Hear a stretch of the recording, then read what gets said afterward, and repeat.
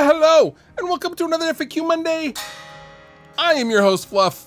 And if you have a question, feel free to leave them on down below in the comments, and maybe we'll get to you in a future episode. Tweet it at me. But having great success over on the old Twitter, which is also a dumpster fire, but I'm strangely attracted to it, and I can't look away.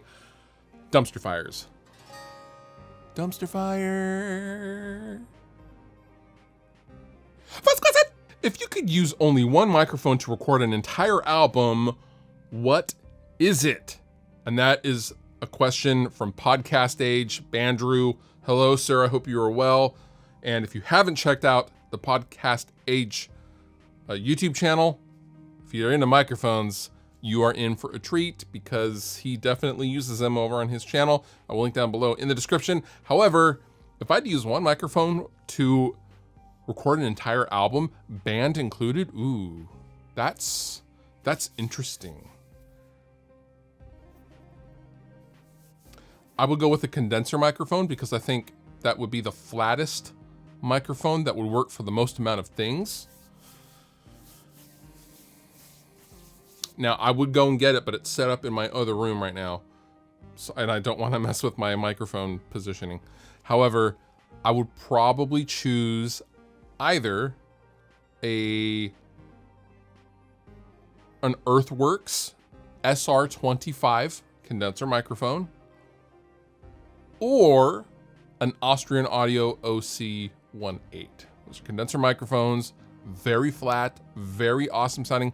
I'd probably go for the Earthworks SR25, actually, to be honest with you. So I can get in with the snare, it'll take a loud SPL, and it'll probably just sound great on everything. I mean, it does sound great on everything. I don't know how it'd be for overheads, and I don't know if am I allowed to use a pair of the same microphone with that question? Like for overheads on drums? Or am I only allowed to use a single microphone and record the band? Like I have to record all of the drums with a single microphone. What's the nature of this question? I don't know, you decide. I'm not deciding. But yeah, Earthworks SR25. I think that'd be the microphone to do it with. Pickup height preferences? Nobody ever talks about this. Josh Newsom. Thank you so much for your question. Yeah, you know what? A lot of people do not talk about the pickup height. However, let's talk about pickup height. So I typically would base everything off of the bridge pickup, which is where I spend most of my time for my guitars.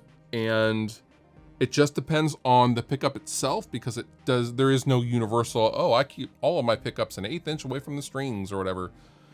Pickups don't work that way, and neither does sound. Sound does not work that way. What I do is I find I will start high, very close to the strings, as close as I can get them, and then I will slowly back them down.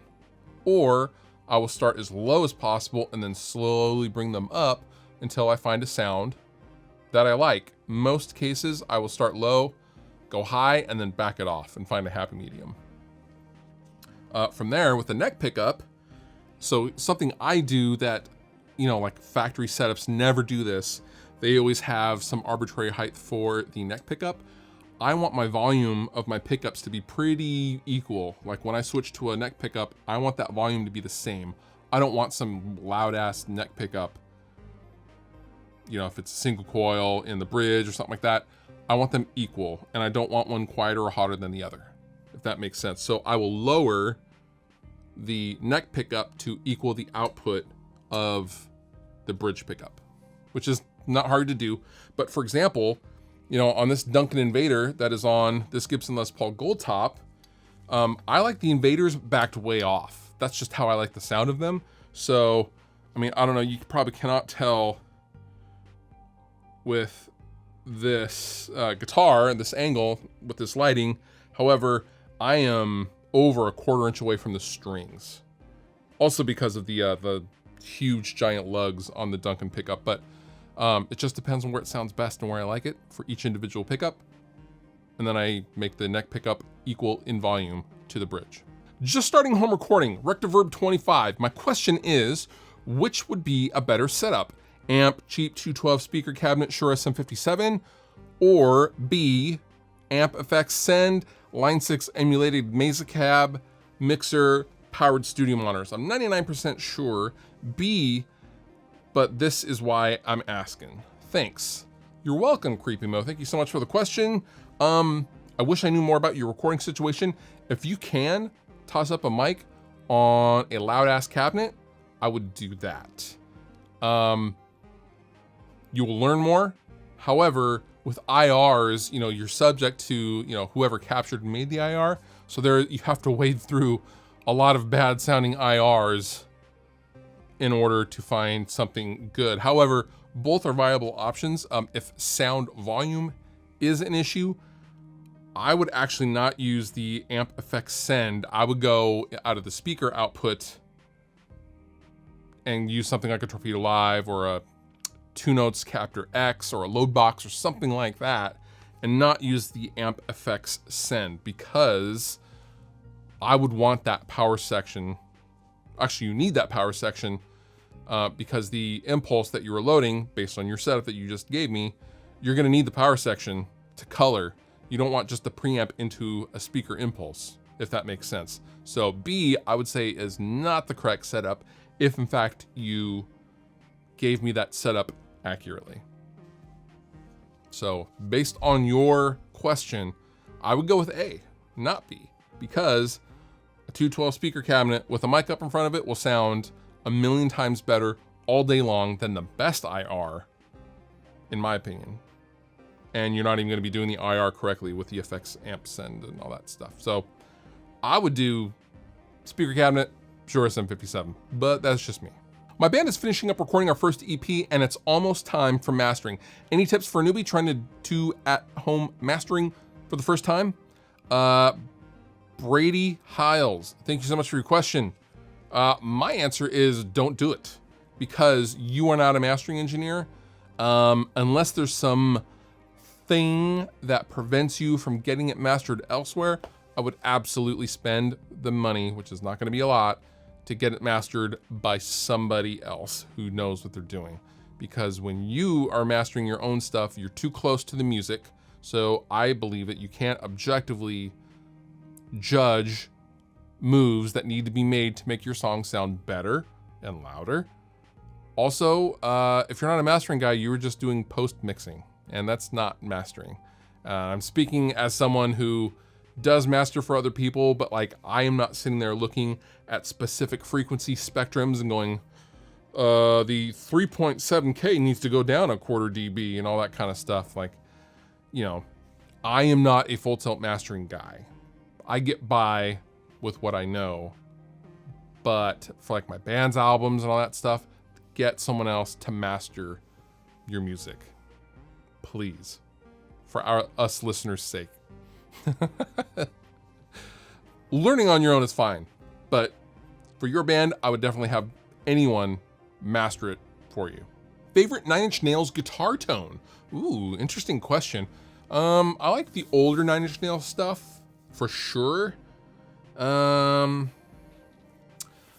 would say the Broken EP, because Richie Patrick is on that. There's not loads of guitar on, I mean, I guess it's pretty guitar driven. Like Happiness and Slavery is a great song. Yeah, I'd say the Broken EP, Nine Inch Nails, Broken EP. That whole era, or that whole stretch from Pretty Hate Machine, although that doesn't have a ton of guitars, has some guitars, but not tons. Broken, and then the Downward Spiral, so good. Yeah, I'd have to say Broken EP, because I love that EP. If Friedman is considered the modern boutique Marshall, what's the Mesa equivalent? Ooh, good question, Cameron Romero. Equivalent to a boutique Mesa Boogie. Honestly, I would say the Revv stuff, because you have similar, I mean, the Revv stuff is way, way more feature rich than a lot of the Boogie stuff, and they've had MIDI and IR loaders on their stuff. However, I would say Revv is the equivalent to a boutique Mesa Boogie amplifier. Both sonically and feature wise. Both are great build quality, both are great amps, but I'm just saying, like, Revv is to Mesa what Lexus is to Toyota. You couldn't have Revv without having Mesa. However, yeah, Revv is definitely some really, really nice stuff, in my opinion. The new generators were just announced. At least the Generator 120 Mark III was announced. So yeah. Yeah, Revv stuff. What do you guys think is the boutique version of Mesa Boogie? KSR perhaps? That's another one too. Yeah, some Revv, KSR. And that does it for this episode of FAQ Mondays. If you have a question, feel free to leave them down below in the comments and we will get to you as soon as we can. You've been wonderful, I've been Fluff. Thank you so much for watching. I'll see you next time. If you enjoyed the video that you just watched, please consider subscribing. It helps me, help you, and then in turn you get more stuff to watch. And also I have all sorts of stuff down in the description of this video. Sweetwater giveaway stuff, there's all sorts of links to all sorts of things, so consider checking that out as well if you're gonna hang. But if you don't hang, all good. I still love you.